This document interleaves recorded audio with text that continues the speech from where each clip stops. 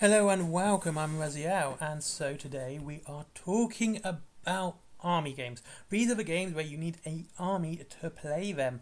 I do enjoy these games. They tend to take a little bit longer and building, painting and playing, obviously due to the size of the game. I prefer skirmish games being quicker, but these are fun and I do enjoy them as I do actually enjoy creating and collecting big armies.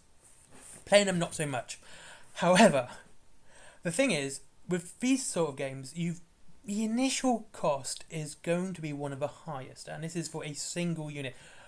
If you I get it. You go on Facebook, you see these big armies, and people go, "Oh, that's so cool! I like that." You go, "Oh, I want that army."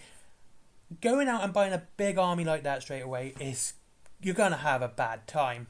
You really are, because there's a lot of work involved, and if you're starting into this as well, your painting's not going to be the best, but enjoy your painting. Paint for yourself. Don't go painting to show it off. Paint for yourself. It's the best way you can do it.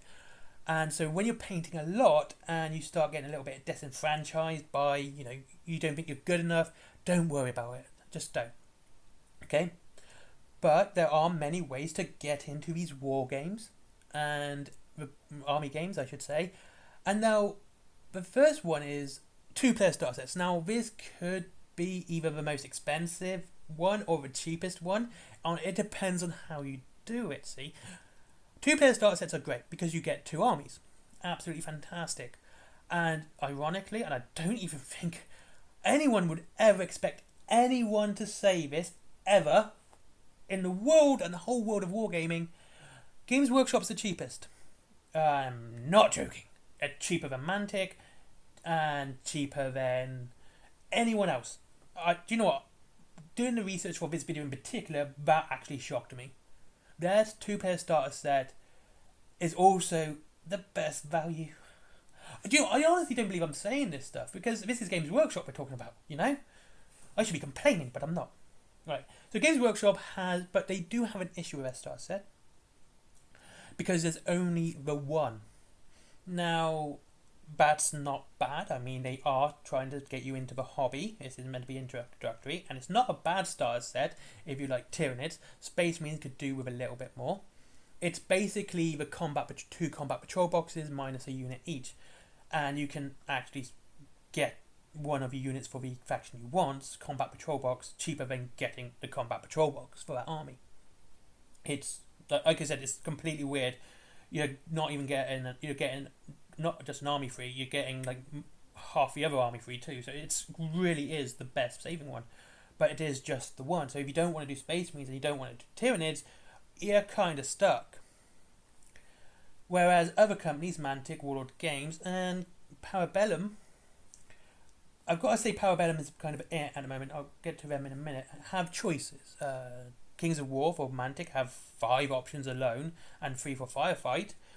Warlord Games for Bolt Action has 3, so choosing a faction that you like and having a two-player starter set which you can share with a friend, it's gonna be a hard push with those two companies that you're not gonna find one, and so they are good for that. And I think if there's choices in starter sets, it's always the best way to be for any company, because not everyone likes the army that you want to sell.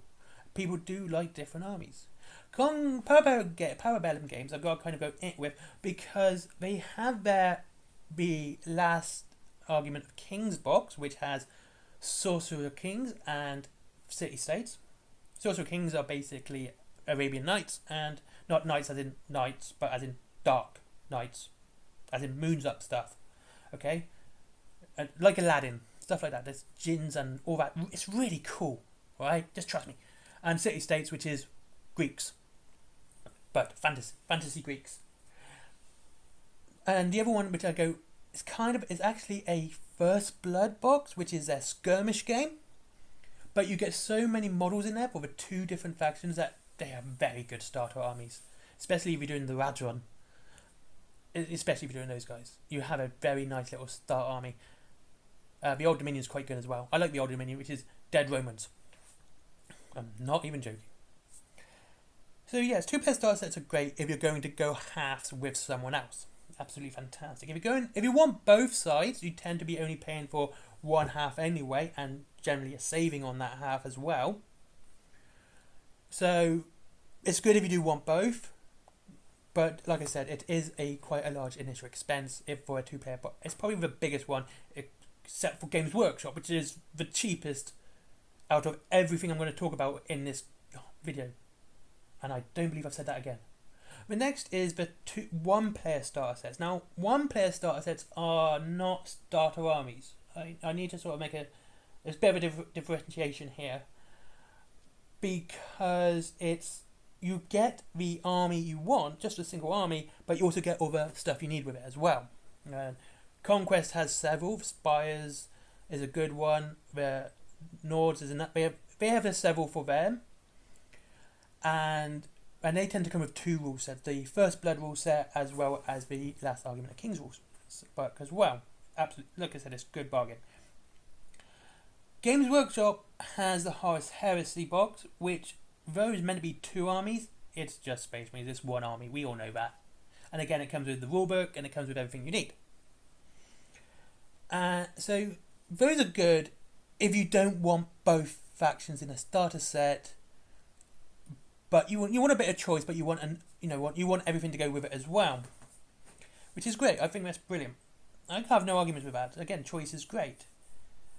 And I think that's a good way to go. If you look at the starter set, you go, right, I don't want either of those factions, or you look at Kings of War and you want to be so nitpicky, you just literally don't want the factions that aren't in the starter sets. And there you go. And the next is the starter armies. These are your combat patrol boxes and your strike forces, your starter armies. These are just armies. There's no extras to this at all. And again, these are pretty good for just saving you money. And again, you get the choice of every single faction in said games. You're not stuck with what's in a 1-player starter set. You're not stuck with what's in the 2-player starter sets. You have the choice of the entire game to say, this is the army I want to go with, and this is where I'm going with it. And basically, you just need to buy dice and measuring sticks, because most games, including Games Workshop, have their core rules available.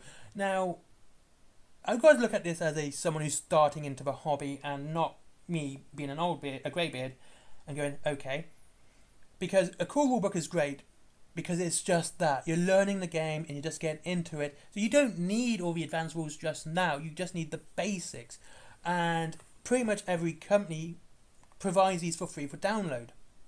So you having this starter army and being able to get the rules for free is absolutely fantastic. It's a great thing for everyone to do. The only problem is, and Games Workshop is the one I have to sort of shout out for this one, is, and Warlord Games as well, certain companies, these are the only 2 I noticed that do this, you need to buy extra books for those armies. Like Codices and Bolt Action have army books as well. It's not something I'm a big fan of. However, this is where Warlord Games kind of does the opposite to Games Workshop.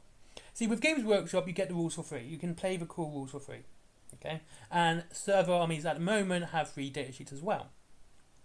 Warlord Games, you have the data sheets for free, but I don't think you can get the rules for free at the moment. I would like 3rd edition to have free rules, but we'll see what goes. Mantic, free rules. Conquest, free rules, so no problems there. Everything's ready. Now, finally, this is the last point. This is when to start in the army. Planning your army. This is where the apps come in mind. Again, a lot of companies do apps, and you have Battlescribe. Parabellum's got a good one. Mantic's got a alright one, which has a pseudo subscription service. Games Workshop have their subscription service one, and Warlord Games has theirs. And these are good for planning your armies, so you can sort of see what your army's points is worth so far, and you can have a look at what you need to get. And the way I always do this with every company, and I don't believe it, and this basically Games Workshop again, is those force organisation charts they do. I even did it for 40k when it's no longer needed, because this is a good way of looking what you got and what you need to build your army. And there's something I just can't disagree with. I think it's fantastic. So, also pen and paper as well. If you're planning an army and you haven't got the models yet, pen and paper, because then you can just write down what you like, the price of what you like. Looking online, that's the actual financial price, and the points cost. And you can say, right, let's take Conquest. I have a Zeliarch, I have some Praetorians, and I have some Moroi. So what do I need? Well, I need something I can put the Moroi in. So I need the second HQ for the Old Dominion, but I also need something that she can be attached to as well. So that would be my next buy for Conquest. And so you have a nice visual identity of how much you're going to be to spend on your next army, the next bit for your army, and you can plan your army thoroughly, and so you're not going to be overspending. And if you're doing something like Kings of War, you can say, right, I'm doing Astarians, I have my Ciphers, my Marionettes, my Macedon, I need some vehicles now. So I'll get some vehicles. You see? So you can kind of see, having this visual representation of not only what you need and how many points it is and how much it costs physically, you can see how you can put it in your army as well. Anyway, thank you very much for watching this video. I hope you enjoyed it. I really did enjoy doing this one as well. And I'll see you all in tomorrow's, which is about epic scale. And others. It's epic scale and others tomorrow. Because, just trust me, it's because.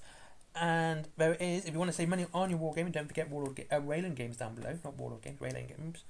And that's up to 20% on your Warhammer and free delivery after £20. There is also Forbidden Planet for comics, DVDs, geek merchandise, all that really cool stuff. There is my merchandise, t-shirts, cups, books, notebooks, so to say. Talking of books and textbooks, there's my comics down below as well. Little Red Riding Hood if you want to see someone going ham on Lovecraftian cyborg werewolves, and a horror anthology. There is also Skyforge, a good friend of mine. Give him a click, get him up in the Google algorithm so more people spot him. And finally, Patreon, because business. Bye bye.